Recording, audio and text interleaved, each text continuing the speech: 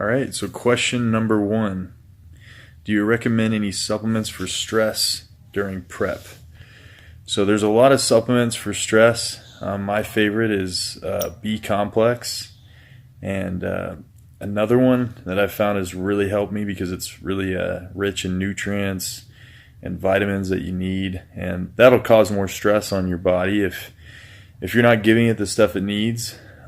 Is super greens. So if you go to any Whole Foods, Sprouts, any vitamin shop should have a super green supplement. I really like the chocolate flavored one. It's just got cacao, so it's not a sugary chocolate. And I do that at least once or twice a day, and I notice it really helps with energy levels. Stress can really wreak havoc on your metabolism. It can actually cause you to store body fat. Because when you're stressed, you release more cortisol, which actually can break down muscle, can increase insulin resistance, and it's really not good for you. Question number 2. What's your number 1 tip for someone who's preparing for their first bodybuilding contest? So my number 1 tip would be to take it one day at a time. Focus on what you can do today. Don't get overwhelmed by the big picture. I know everyone has it in their mind what they want to look like. They want to be shredded, peeled today, but it takes time. You have to be consistent, and you have to push yourself more each day, and just focus on doing more than you did yesterday, every day. More dialed in on your diet, more dialed in on your workouts, more consistent with increasing the weight, and really putting your body under the stress it needs to be under, while also lowering your calories and progressing through your prep. Now, it's really tricky to do by yourself. I mean, that's why, I've got almost 30 or 40 guys right now that I'm coaching, and it's awesome to be able to see them progress. But at the same time, that's why I'm here to help you adjust things when you do hit a plateau. Because if you try everything at once, it can be extremely overwhelming, and your body might start fighting you, and you might not see as many results as fast. Next question. Do you recommend going to see a chiropractor when working with heavy weights? So a chiropractor, it can really help you a lot. I've gone to the chiropractor several times during preps, and it's helped, especially in back development and loosening up muscles, getting more blood flow to the areas that I want it. A lot of times when you're putting on muscle, you can restrict blood flow to areas, you can tighten up, you can get knots in your back. It really can become a mess if you don't stay on top of your recovery. Speaking of which, I just got this today in the mail. It's from Tim Tam. So if you guys check them out, this is really good. You can use it on yourself. You can have someone do it on your back, your legs. They have several different things that are really great for recovery. So I'm going to start using this every single day. But if you can afford to go to the chiropractor, do it. It's kind of like, if you can afford getting sports massage done, it's just going to help you. But don't try to do it every day. I mean, obviously that would get extremely pricey. Question number 2. Stick to heavy weights for gains. So really, I'm definitely more of I like to lift heavy, and I've noticed that it's in the past and currently it helps me put on muscle fast if you progressively add more weight every week. So it's called progressive overload.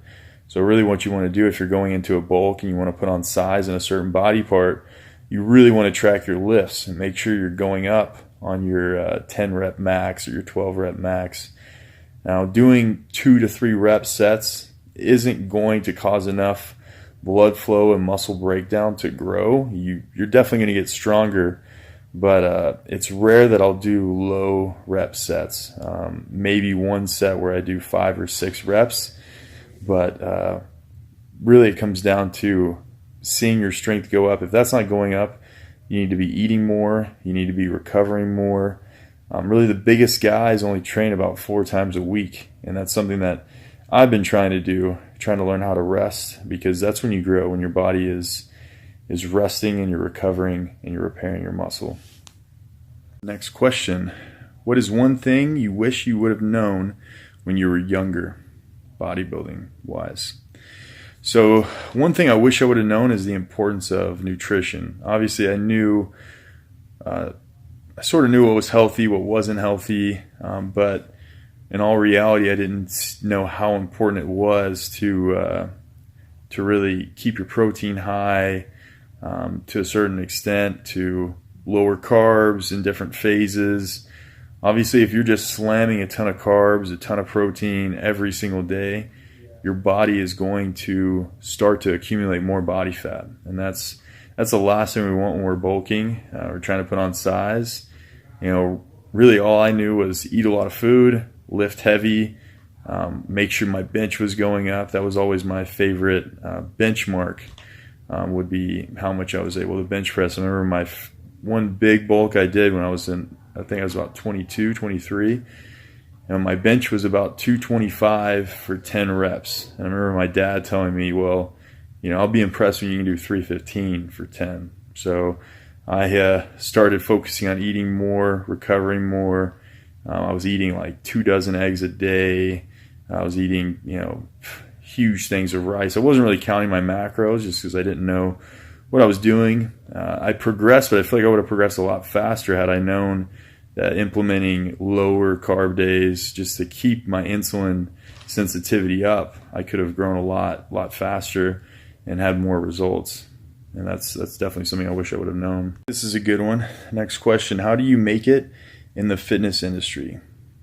So it's a difficult question because there's a lot of ways to quote unquote make it in the fitness industry. There's a lot of avenues. I mean, you have coaches, you have guys out there that, they've made it based on their ability to coach people on posing, on just on nutrition, just on workouts. People have made it, making bikinis or posing trunks. There's a lot of ways to make a living in the fitness industry. It's all about being an entrepreneur, finding what you're passionate about in the industry and going after that. For me, I've found that putting myself out there, marketing yourself, putting as much content out there as possible for people. That's one of the reasons why I wanted to do this Q&A, is just try to share some of the things that I've learned over the last 3 years that I've been seriously competing and give back to you guys. I really enjoy working with the competitors I work with, over 30 guys that are extremely dedicated, and it motivates me to see them progress and change as they implement the different things that I teach them. And so that's something I'm really passionate about, and what I want to do once I'm done competing, continue to do that. It's always awesome to see people change their lives, and that's what's been a passion of mine now. Obviously, getting sponsorships, getting opportunities with different companies to promote them, that's another way to make it in the industry. And it all really, a lot of people are negative about social media, but if you can really get your social media to a point where you're confidently sharing your path, your journey with people, and you're genuine, I feel like it will pay off. Obviously, it's a great way to market yourself, to build value and show companies that you have something to give, you have something to provide them with, and it really is all about the audience that you can reach. And that's the reason why I put up these YouTube videos, the Instagram stories I do. I really want to be a resource for others out there, and that opens more doors for you, for me, for everybody. So there's plenty of people out there that are looking to grow, to progress, to change their physiques every day. I mean, it's definitely an ongoing battle. There's people that they might fall off their diet. They need some help getting back on track, and if that's something you're passionate about, then you can help them do that. So there's definitely a lot of ways. Obviously, competing is definitely a great avenue to market yourself, to get yourself out there, to get known. Being successful definitely helps as well. So, but there's no really one answer to making in the fitness industry. I think a lot of people have proven that, because there's a lot that don't compete.